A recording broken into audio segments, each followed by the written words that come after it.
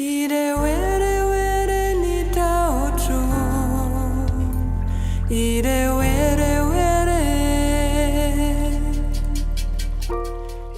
and welcome to Conversations with Mother Earth, brought to you by Grounded Press. My name is Dana Petrovic, and each week my guests and I discuss some aspects of Mother Earth and the gifts that she gives us. We also explore why these gifts are so precious and why we should value them. Got you curious? Good. We love curiosity. Let's begin. In today's episode, I am welcoming two guests. At first sight, there are several things that might appear to separate them. Let's begin with geography. The vast Pacific Ocean lies between their respective home countries, Japan and Argentina. Mariko Drayton was born and grew up in Japan and then studied marketing in Boston. Pablo Burstein was born and raised in Argentina, followed by his studies in Biomedical Engineering in Haifa, Israel. Despite their past geographic distances from each other, today Mariko and Pablo are separated by less than 30 kilometers, with Mariko living in Hong Kong and Pablo in Shenzhen, mainland China. However, in addition to their proximity, there is something now that unites them, and that is their passion for dance. Mariko is a solo performer and a teacher of Flamenco in Hong Kong, while Pablo and his wife Cheryl teach Tango Argentino here in Shenzhen. In addition to their proximity and their shared passion and love for dancing, there is one more thing that unites Mariko and Pablo. I am privileged to say that they are both my teachers. Dear Mariko and Pablo, welcome to Conversations with Mother Earth. This is a very special moment for me. Hi, Dana. Nice being here. And nice to meet you, Mariko, too. And for me, it's a very special moment as well. I'm not used to give any interviews. I'm not that important in general. So, and doing it for you is a pleasure. Thank you so much. Welcome, Mariko. Thank you very much. Thank you very much for having me in this special moment. And nice meeting you, Pablo.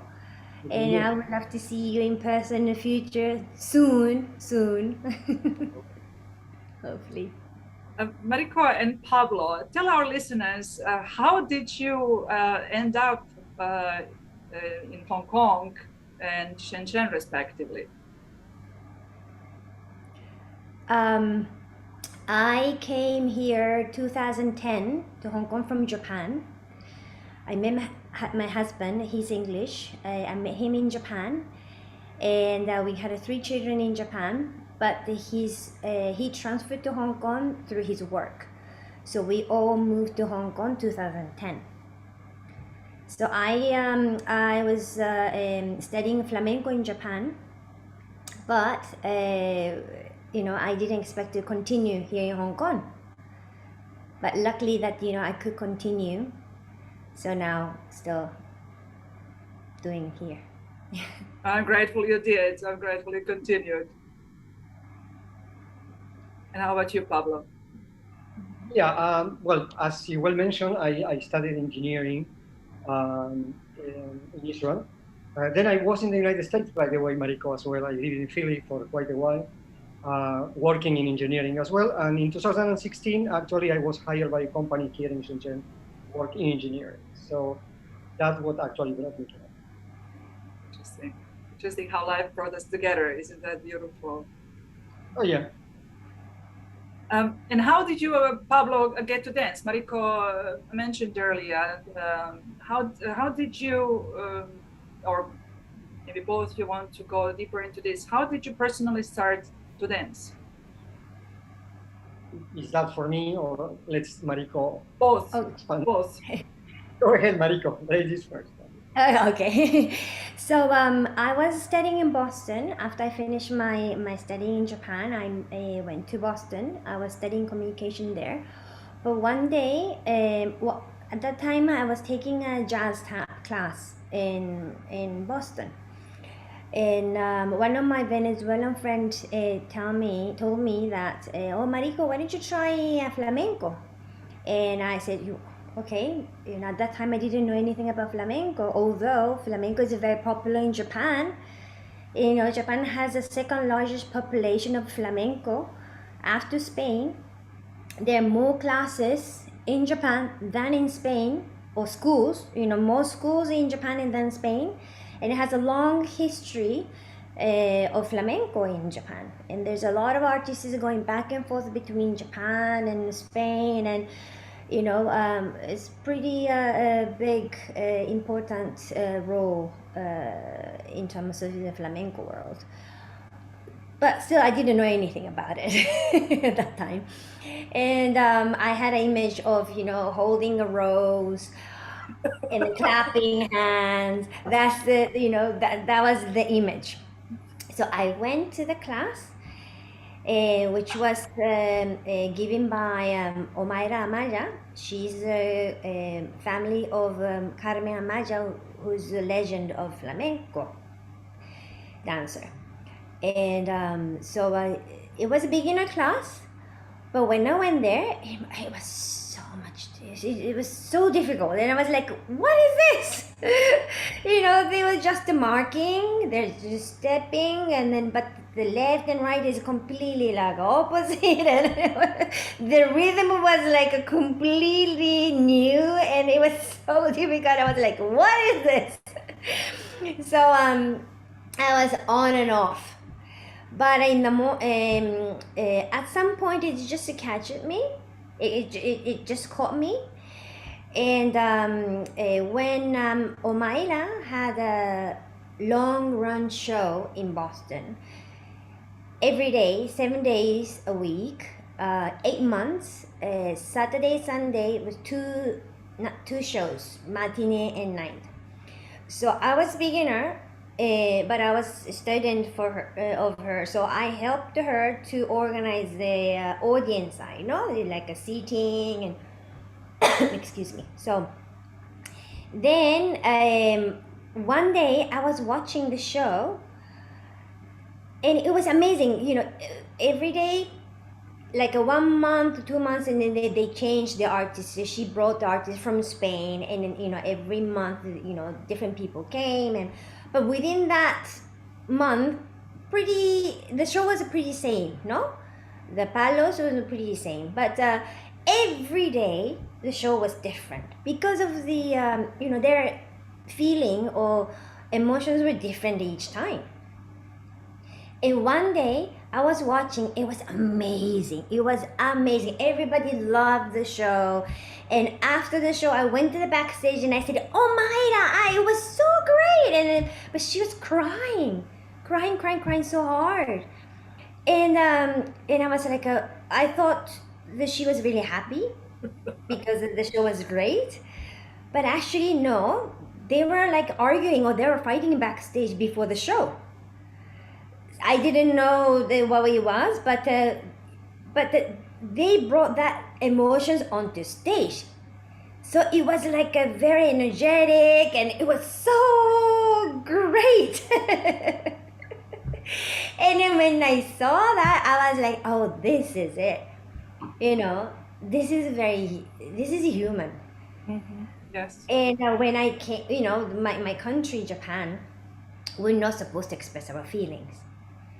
So, you know, we have to be polite, or, you know, but we all are human beings. We have feelings, right? So and when I started learning flamenco, that, you know, we have to express our feelings. We need to understand you yourself inside you. So and it caught me so much, and that's why I think flamenco is very popular in Japan because of that. I think Helps us talk, Yeah. in a sense. Yeah. Yes. Yes. And So in Japan, once we like something, we really dig into it.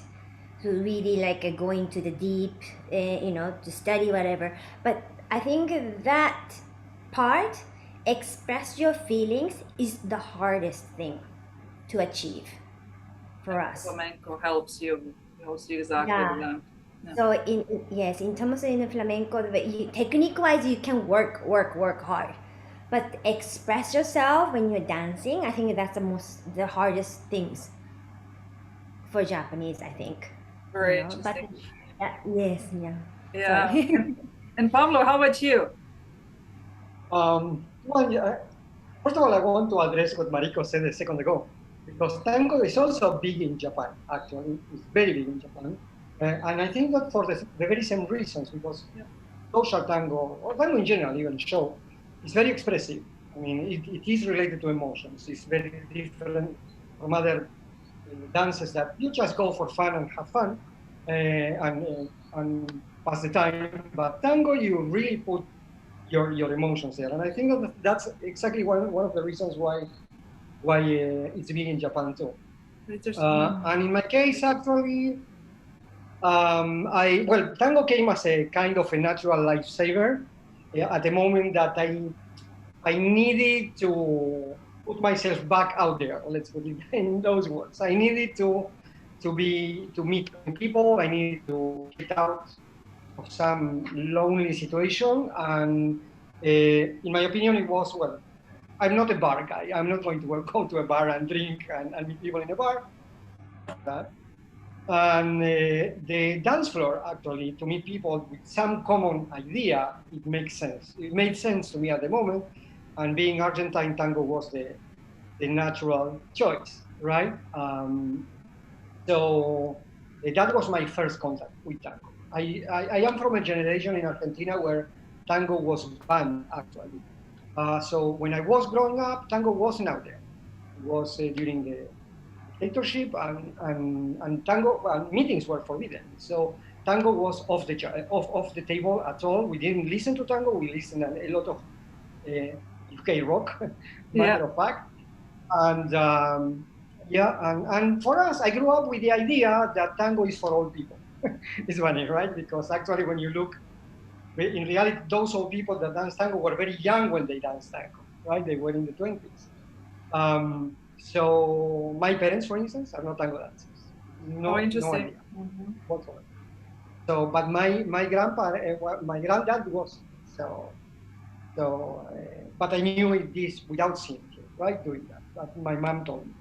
So yeah, so tango came in that important moment of my life, and it really changed it.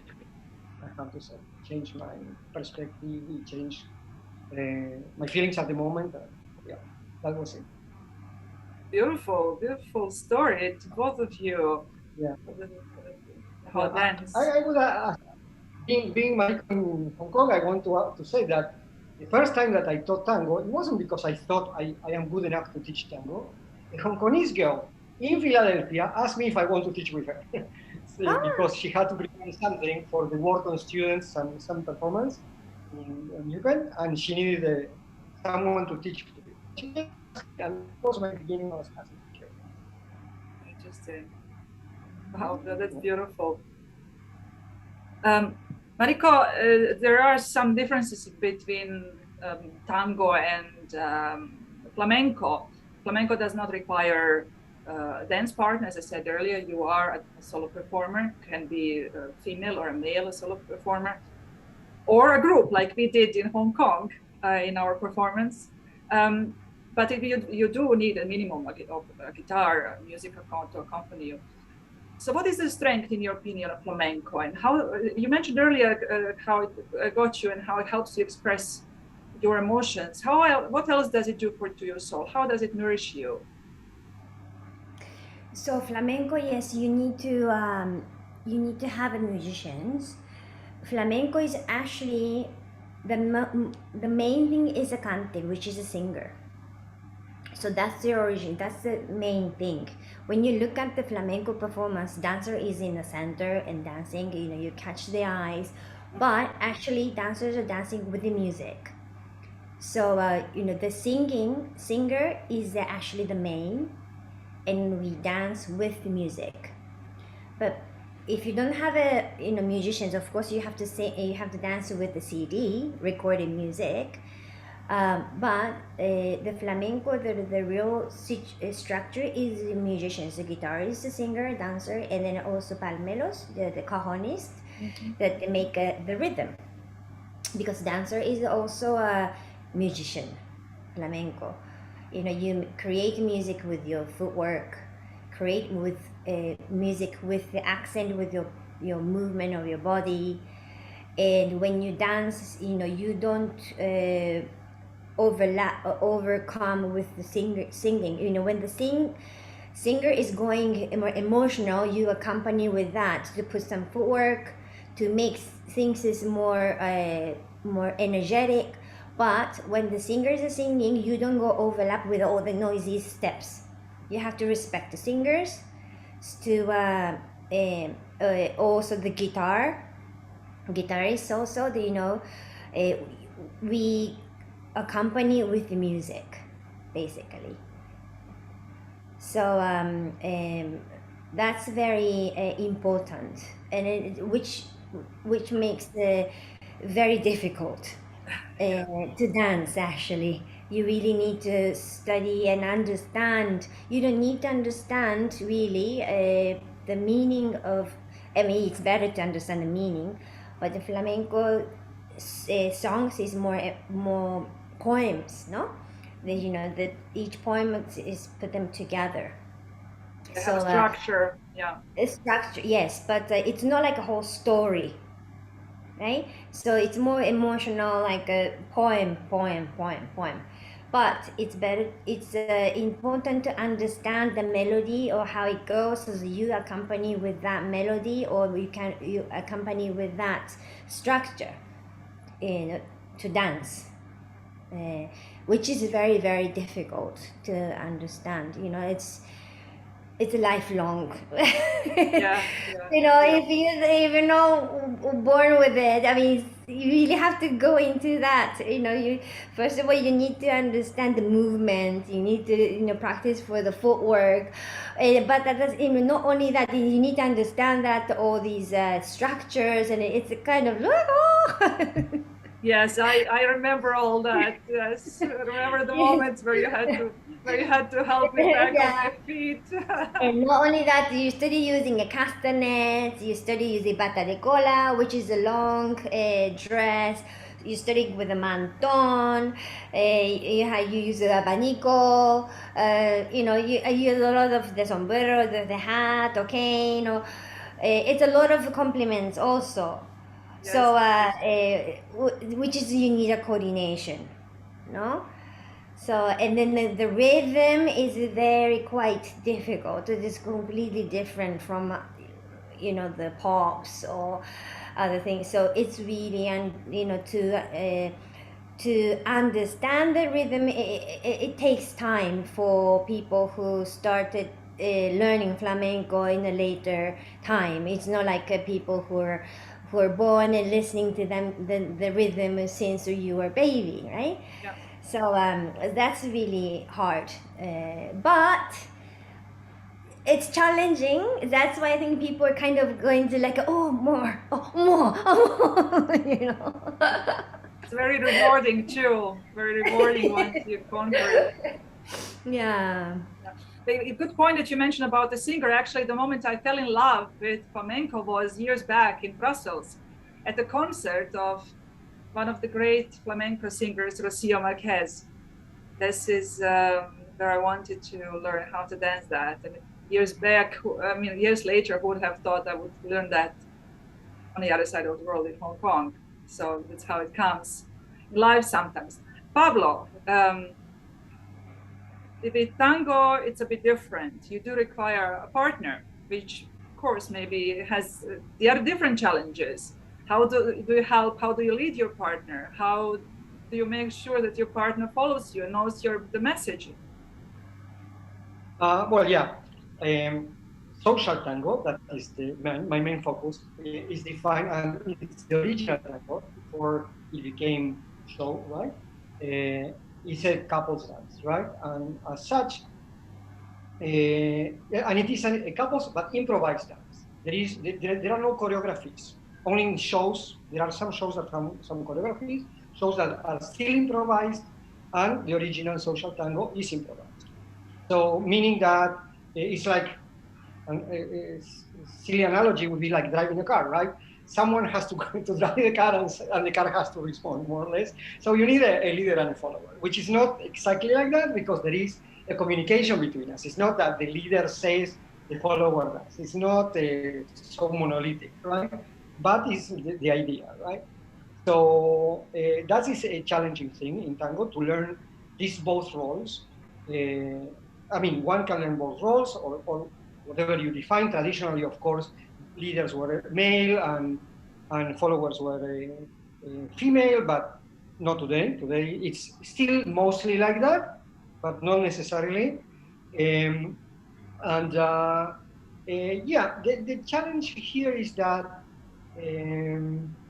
you have to be, as a leader, that is my most experience, you have to connect to the music again, like Mariko, like Mariko mentioned. This is not a vacuum. You don't move in a vacuum. Connected in two ways. There are two connections that are very, very important in time. Not the moves. It's the connection with the music and the connection with your partner, right? And as a leader, you become an interpreter. As a follower too, but that comes later, right? As a follower, your main task when you start learning is to be able to listen to what the leader wants, right? Even if he's deaf to the music, right? He's bad at reading the music, but you have to go with the leader. And the leader has to do these things that basically understand the music. Again, it is about feeling expression. It's not about cookie cutter dancers, right? It's about expressing yourself. So you listen to the music, and you have to be able to communicate this without words to your partner, right? And the challenge is to be clear enough and gentle enough. Yeah.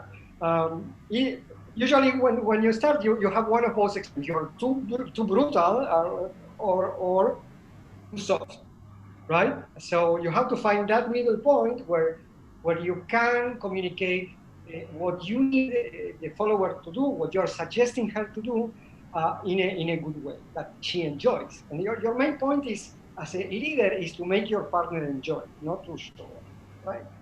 So that's a very important challenge in tango. And as for the follower, it's not less difficult. Listen to what many different. We don't dance with a fixed partner. I forgot to say that. We dance with many partners. So the challenge is to be able to communicate what you want to these many partners, hopefully to everybody. And the follower have the same problem, right? To be able to interpret different qualities of leading, right? So that's the challenging part of tango. And as you guys said a second ago, keeps you in, right? If you're passionate about this, you never end learning. I mean, always more and more and more. Yeah. And the orchestras as well. The orchestras are so different from each other that you cannot dance one size fits all. There is not such thing. Yeah, that's interesting. The reason why back then my husband and I joined your dance, Pablo, was this freedom, because my husband is not into dancing really, as you noticed, but it was the freedom that we don't need to go 2 steps right, 2 steps left. I mean, I'm now exaggerating, but the freedom that we had in dance, this was what appealed to him. That's one of the. I'm glad to hear. Yeah, the creativity. Tango is a very creative, as flamenco that Mariko is saying. You are expressing what you feel in the moment, right? Yes. So you have full freedom to create something new together, in this case, with another partner, right? Because the follower is not a prop, definitely not. It's creating with you, right? Yeah. So, yeah, it's interesting. It's also we can learn for leadership quite a bit from tango, and Flamenco. Yeah, if I may put a couple of anecdotes in here, I mean, Please.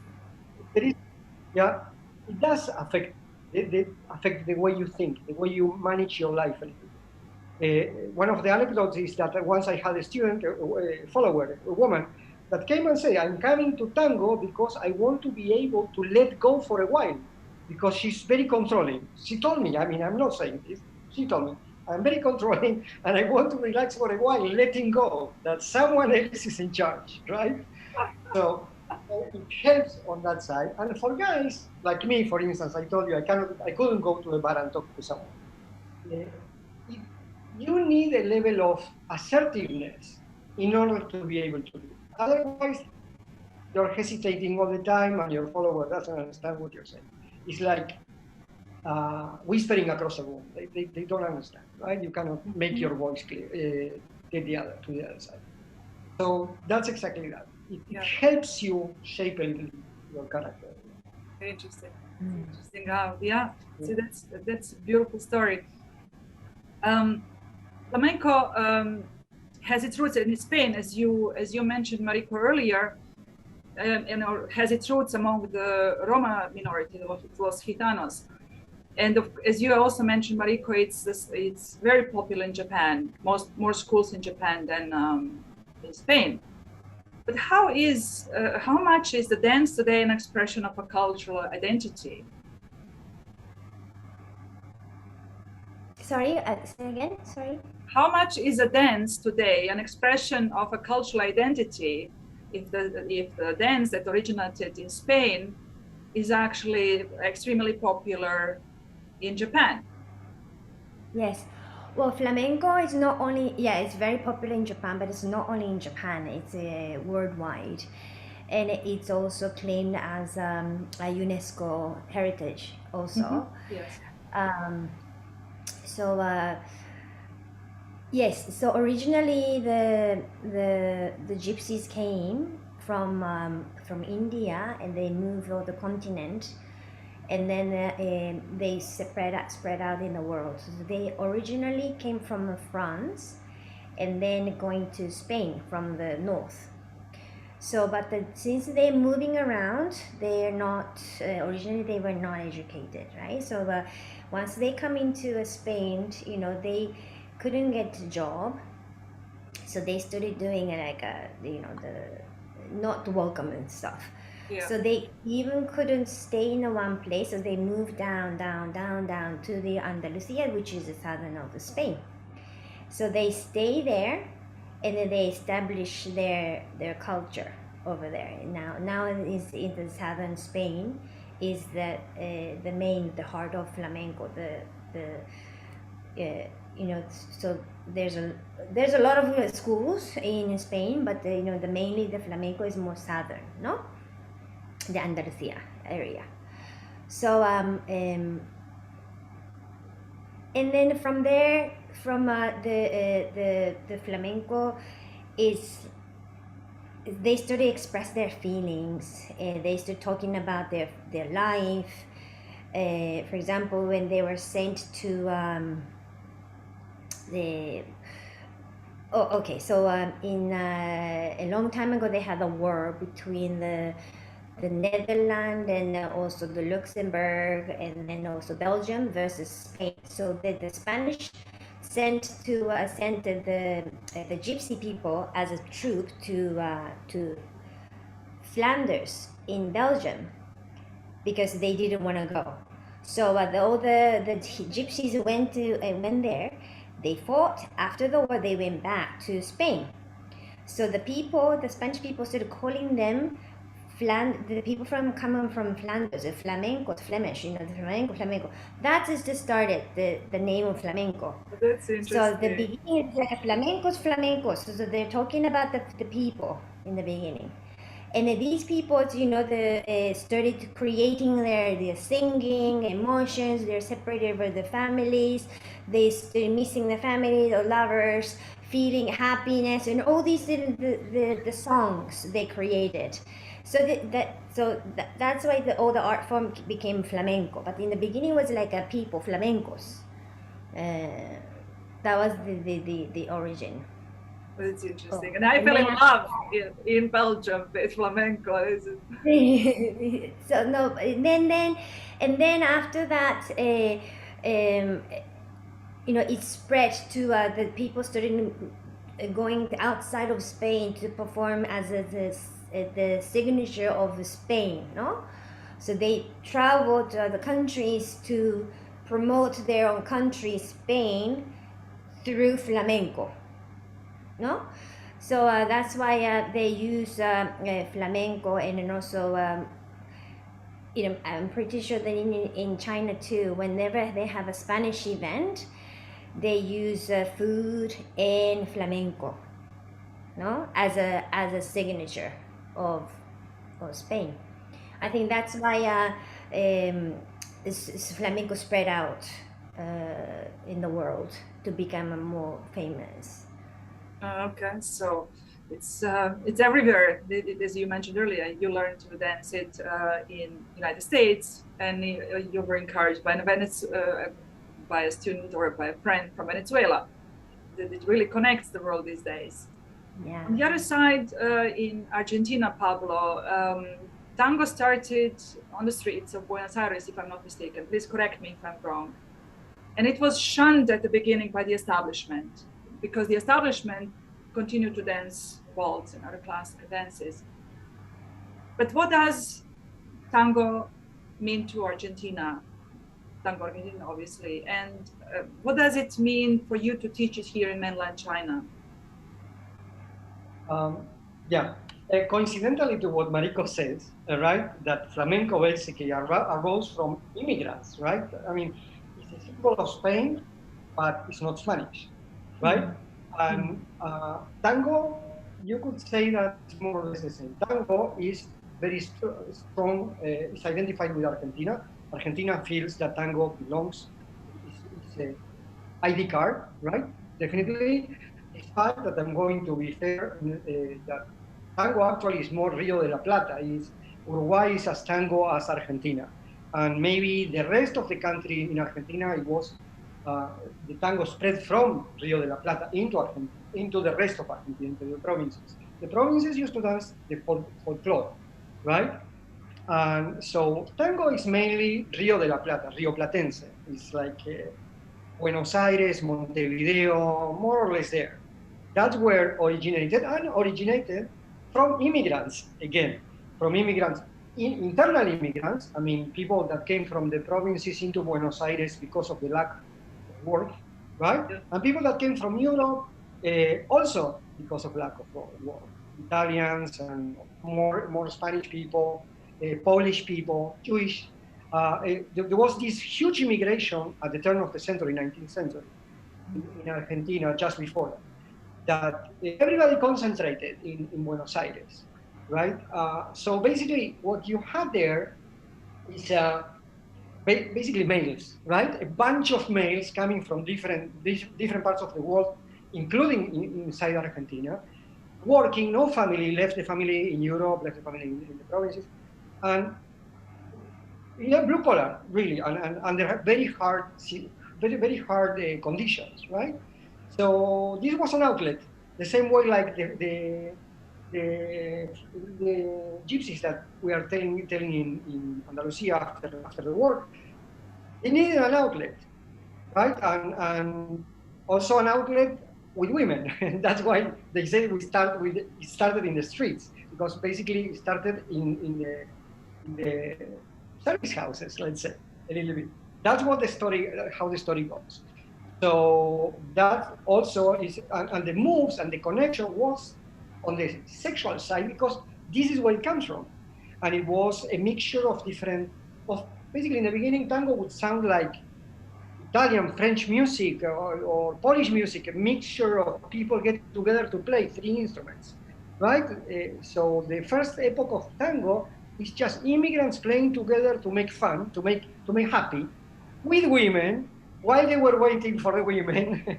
Yeah, so it was very non-high society. Yeah, so it was shunned by the establishment, there were edicts against dancing tango in the city, or certain movements in tango that, that forbid to be in certain positions, stuff like that, until tango made its way to Europe, to the UK actually.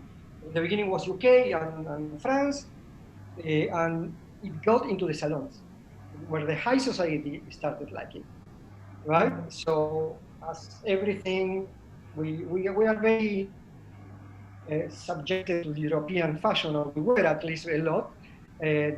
Europe dictated the fashion in South America. So when that happened, then the high society in Argentina and the establishment started to accept tango as ours, as something that is important. Suddenly other people want to do it.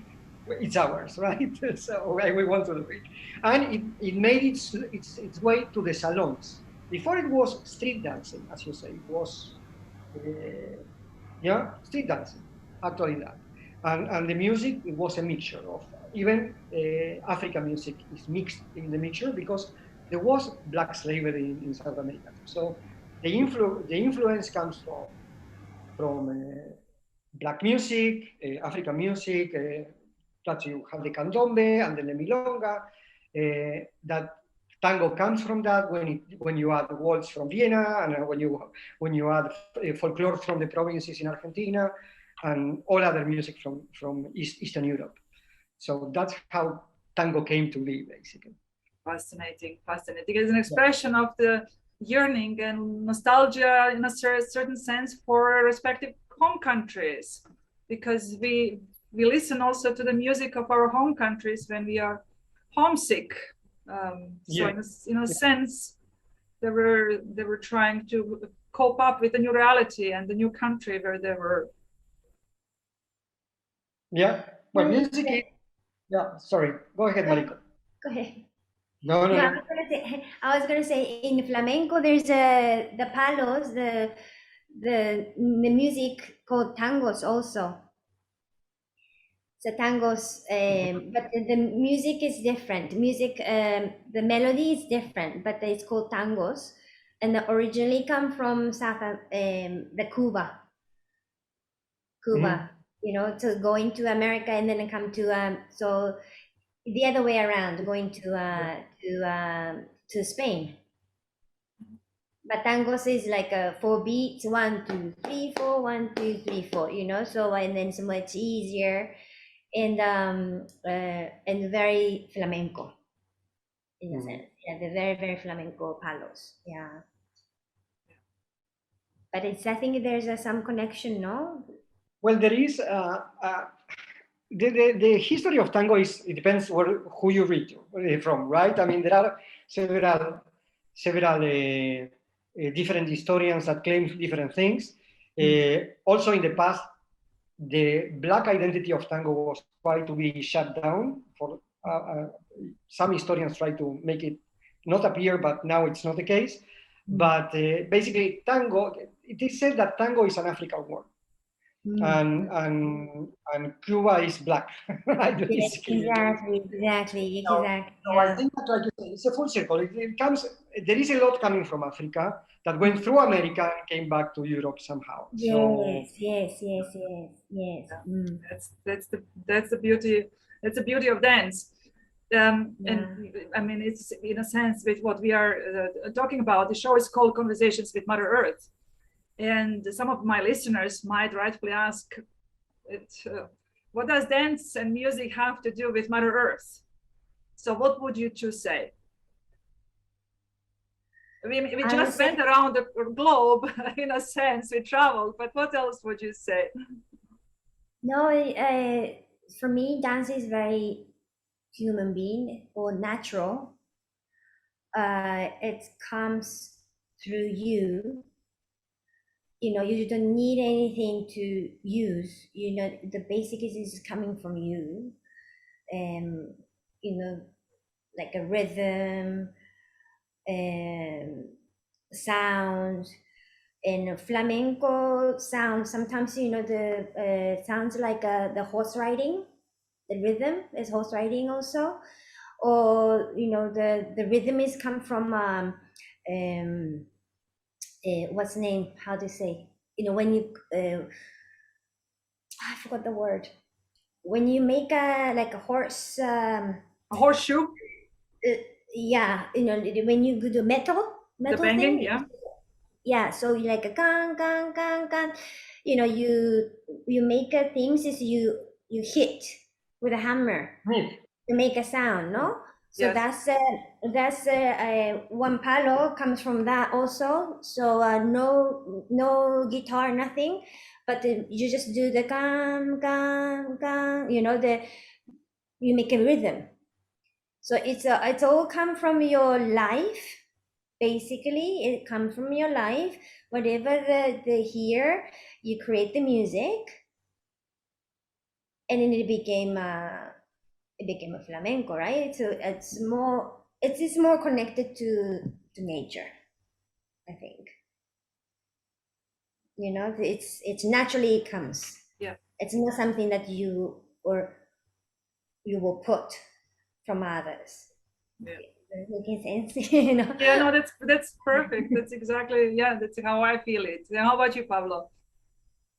Well, I must refer to what we said before that you did, that we started talking about the origins of different things, and basically we went around Earth already, right? We understood that there is an interaction between people from different places, if wanted or not wanted, but yeah, I mean, slavery nobody wanted, but basically this is one of the consequences, right? And the immigration because of economic problems or also it's not something that you really want, but it created something new, right? So in my opinion, that's one of the things that connected to Mother Earth. So I would say that is the connection on one hand. On the other hand, I always found music and dance that is a consequence of music, basically. Something a little bit superhuman and beyond the normal humanity that we understand. Is kind of, I don't want to get into hypernatural things, but that's what I would say. Like, it's something beyond us. So I cannot but saying that it's a cosmic thing. So that's what I always thought. That music is something very, very special, difficult to to define completely, but that makes us feel a lot of things, right? And dance, and music expressed. Yeah. Yeah, that's true. That's true. What you guys were saying actually reflects with one of my favorite songs by the Italian singer Eros Ramazzotti, who early in his career recorded a song called Musica translated, of course, music is. And so in this song, he lists exactly what you guys were saying. He lists all different areas or different sounds from around us, like the sound of the rain on the roof, or the light that's reborn in its own reflection. All of the, Mariko, you mentioned the hoofs and repair and the banging of the hammer on these. And so he finishes this very profound song with words that go something like this. You can never imagine a world without music, because in every heart, even the smallest, there is the rhythm of the heartbeat of life and love. And that's what music fundamentally is. I would humbly add to this that actually the heartbeat gives us the rhythm by which we dance. What are your thoughts?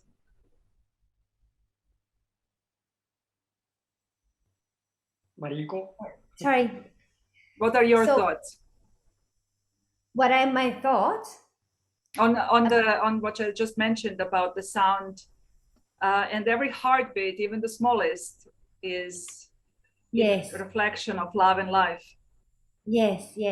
I really I agree. Yeah, so everything is the rhythm. Everything is when you listen to the flamenco music, it's even though you don't know, it's it gives us some beat. So flamenco, normally you perform, there's two settings, no? The one is a theater, which is a little bit distance from the audience to the performers, and a much bigger stage. And or is like a tablao setting, so which is much close contact within a small place.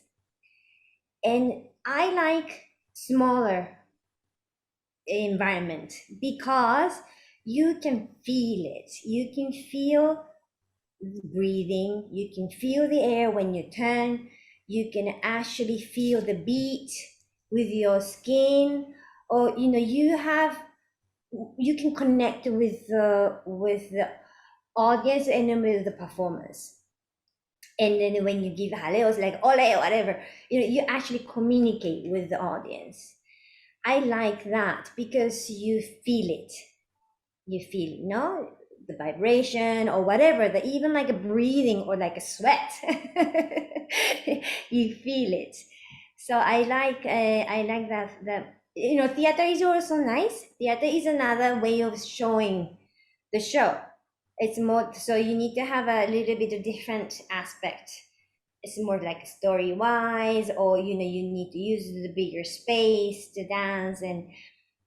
But flamenco for me is more communication between the, as a performer, it's better to have more energy from the audience. That helps you to perform more.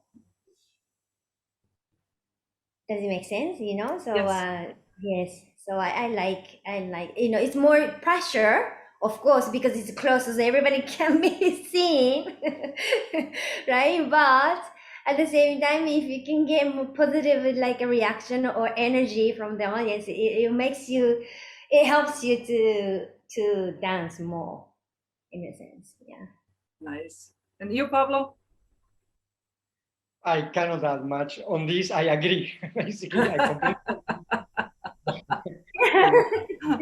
Very good. Very Yeah, good. Very but good. yeah, I do agree that there is a basic rhythm for everything. I mean, the heartbeat already gives you, but I like what Mariko said about the air, the feeling of the air. Or, yeah, I would say the heartbeat, the environmental noises or sounds basically give the music, the basic music that we hopefully most of us that can hear cannot avoid, right? Yeah. That's yeah. And in one of the episodes, we will actually be talking about the opposite. We'll be talking about silence, because that also gives us the appreciation for the music when we do music, to enjoy the sound. Well, actually, when you are in silence, you really can hear your heartbeat, can't you? I mean, that's a thing that's amazed me. It happened a few times in my life, but that you are in that situation, that you're in complete silence, you do hear your heartbeat.